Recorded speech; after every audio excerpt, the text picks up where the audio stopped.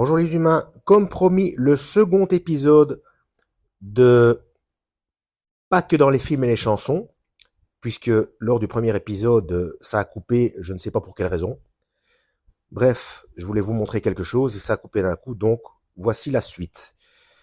Bonjour les humains, nous sommes le 26 février 2026. Bienvenue si vous êtes nouveau sur la chaîne. Ne vous fiez surtout pas à une seule vidéo.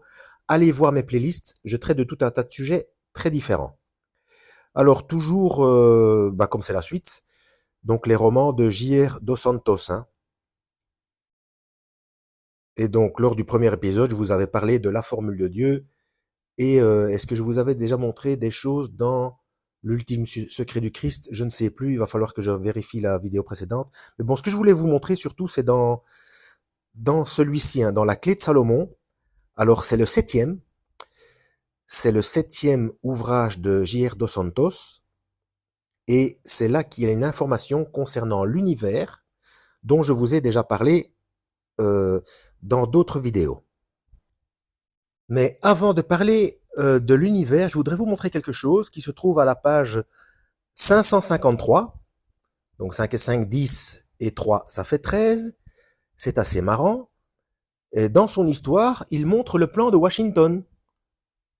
Et il montre qu'il y a le pentagramme, le traçage du pentagramme inversé dans les avenues de Washington. Et ça fait partie de l'histoire. Donc les hommes de la CIA se penchèrent sur l'écran et observèrent la figure géométrique tracée au feutre sur le plan de la capitale américaine, une étoile à 5 branches. Oui, mais pas n'importe laquelle.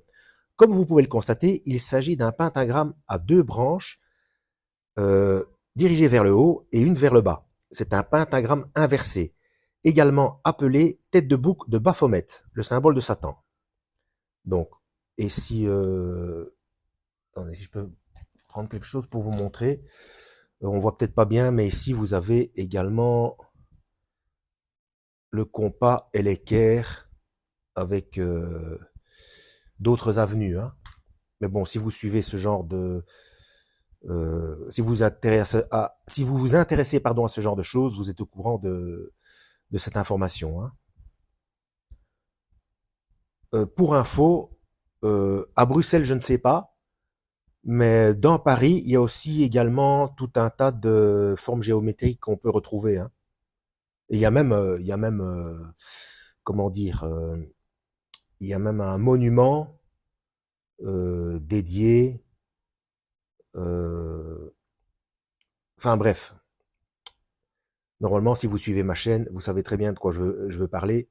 Au niveau architectural, il y a des informations partout concernant les traçages des villes importantes dans le monde, d'ailleurs. Voilà, c'est ici que ça se passe. Donc je rappelle que c'est le septième ouvrage de J.R. Dos Santos et que le plan de Washington avec le Baphomet se trouve à la page 553, donc le 13.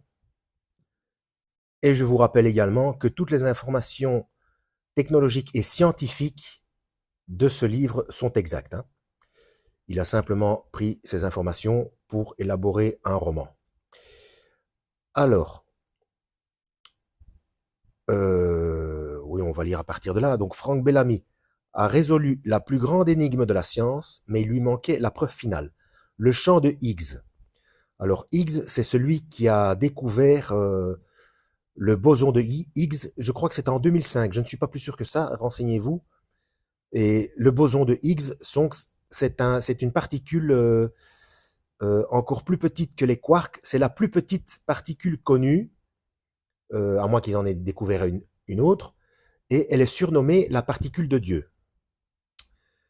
Bref, alors il s'agit d'un champ que notre perception ne peut appréhender et qui confère leur masse aux particules lorsqu'il interagit avec elles. En d'autres termes, c'est le champ de Higgs qui donne sa consistance à la matière. Pour de nombreux physiciens qui défendent l'idée que c'est la conscience qui, par l'observation, crée partiellement la réalité. Je ne sais pas si vous voyez un petit peu ce que ça veut dire. Cette question est importante. Or, Frank Bellamy avait compris que si le champ de Higgs crée la matière, c'est donc qu'il peut faire partie de l'intrication quantique de l'univers. J'ai déjà parlé de l'intrication quantique dans une autre vidéo. Hein. C'est-à-dire quand deux particules sont intriquées, elles peuvent être séparées de milliards d'années-lumière, elles changent d'état en même temps. Donc c'est plus rapide que la vitesse de la lumière. Donc la vitesse de la lumière n'est pas la vitesse la plus rapide de l'univers. C'est l'intrication quantique. Et puisqu'elles changent d'état en même temps, ça veut dire qu'elles sont informées l'une de l'autre. Donc il y a quelque part, entre guillemets, télépathie. On va plus loin.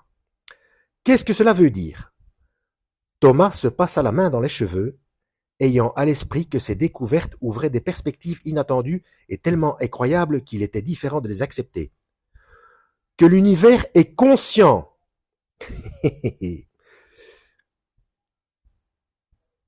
Un profond silence envahit le bureau. J'imagine très bien. Il fallut quelques secondes aux Américains pour digérer ce qu'ils venaient d'entendre. Donc, au risque de me répéter, je rappelle que toutes les informations scientifiques de ce roman sont exactes. Hein. Vous n'avez pas encore compris que, en fin de compte, c'est ça la grande découverte de Frank Bellamy? Les expériences quantiques successives, en particulier celle de la double fente, montrent que la réalité est en partie créée par l'observation. Si nous décidons d'observer un électron d'une certaine manière, que j'appellerais observation indirecte, celui-ci est une onde disséminée dans l'espace.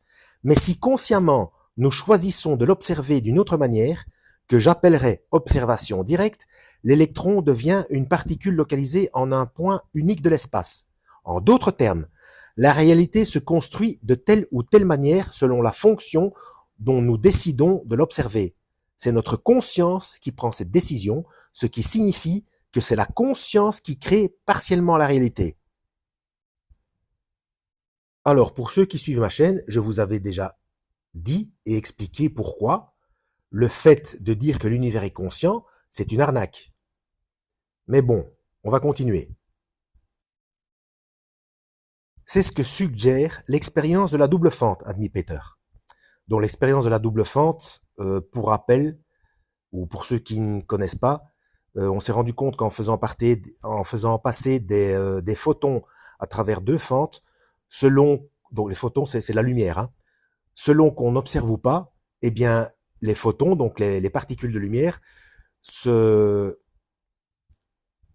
comportent soit comme des particules, soit comme des ondes, c'est-à-dire comme de l'eau, selon qu'elles sont observées ou pas.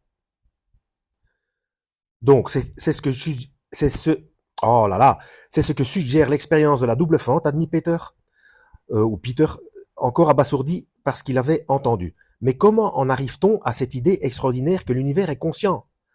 En reconnaissant, comme votre père l'avait conclu, que l'univers s'observe constamment lui-même, il le fait à travers les fluctuations du vide, mais aussi, selon votre père, par le biais du champ de Higgs. En s'observant lui-même, l'univers provoque l'effondrement de la fonction d'onde et crée la réalité telle que nous la connaissons. Mais comme il faut, en dernière analyse, que l'observation soit faite par une entité consciente pour que la fonction d'onde s'effondre, il en découle nécessairement que l'univers est conscient. Et comme je vous ai déjà expliqué dans une autre vidéo, c'est ce que démontre une équation avec ce symbole-là, le fameux symbole psi, PSI, qui sert à la fois, je vous l'ai lu dans une autre vidéo, je ne sais plus dans laquelle, qui sert à la fois d'expliquer des choses sur le psyché que sur l'univers. Alors, je vous réexplique, pour ceux qui n'ont pas vu ma vidéo, et peut-être de manière un petit peu plus complète. En fait, l'univers conscient, c'est une arnaque, parce qu'en réalité, le système du réel est réel, oui, parce qu'il est observé, mais de l'extérieur de l'univers. Il est observé par le créateur. Donc le symbole psi et tout ce qu'on apprend, tout ce qu'on sait maintenant concernant la physique quantique, démontre euh, il faut qu'il y ait observation pour que le réel existe. Et comme l'univers existe, avec tout ce qu'il y a dedans, c'est que l'univers est observé, mais de l'extérieur, hors espace-temps. Donc, Dieu existe. Puisque tout est un équilibre dans l'univers, nous ne créons pas systématiquement de nouvelles étoiles à chaque fois qu'on en découvre une. Et il arrive des moments où personne ne peut observer la Lune, vu sa position dans le ciel, soit qu'elle est cachée par la Terre ou que sa face ou une partie euh, de ce corps céleste ne reflète pas le Soleil. Donc il y a bien des moments où personne sur la planète ne peut observer la Lune. Soit que les gens dorment, soit qu'ils n'ont pas le visu sur, sur notre satellite. Et ce n'est pas pour ça que la Lune n'existe plus, puisque les marées continuent à se faire. Donc, c'est qu'elle est bien observée par quelqu'un d'autre. Et qu'on ne vienne pas me dire qu'il y a des extraterrestres euh, dont le travail est d'observer tout ce qui existe autour de nous pour ne pas que ça retourne au néant. Donc, puisque nous ne pouvons pas observer la totalité de l'univers en permanence, mais que l'univers existe et fonctionne en permanence, c'est qu'il est observé par quelqu'un d'autre qui est en dehors et qu'il peut l'observer de manière permanente et sans discontinuité, pardon. Donc, Dieu existe. C'est la seule explication logique. Et pour finir, je rappelle qu'au jour d'aujourd'hui, des gens peuvent commencer à payer avec la main sans avoir besoin de s'injecter une puce, ou ils peuvent payer aussi par reconnaissance faciale, ça c'est plutôt en Asie ou en Australie, je ne sais pas, et que ces deux moyens de paiement-là se trouvent dans la Bible. Et tout ce qui se passe au niveau géopolitique aussi. La Bible n'est pas un livre de religion, c'est un livre qui a été utilisé depuis l'Antiquité pour fabriquer des religions afin que les gens se tapent dessus et se disputent. C'est toujours pareil, hein, c'est le diviser pour mieux régner. Hein. Mais la Bible, en réalité, c'est le journal du passé, du présent et du futur de cette planète. Donc, si on ne s'y intéresse pas, on ne sait pas ce qu'il se passe, pourquoi ça se passe, comment ça fonctionne. Et, et voilà. Donc, lisez la Bible, surtout les instructions et les mises en garde du Christ dans les 4 évangiles canoniques. Il y a tout ce qu'il faut là-dedans. La Bible suffit largement. Toutes les informations nécessaires se trouvent dans la Bible. À la prochaine et que Yahweh vous guide.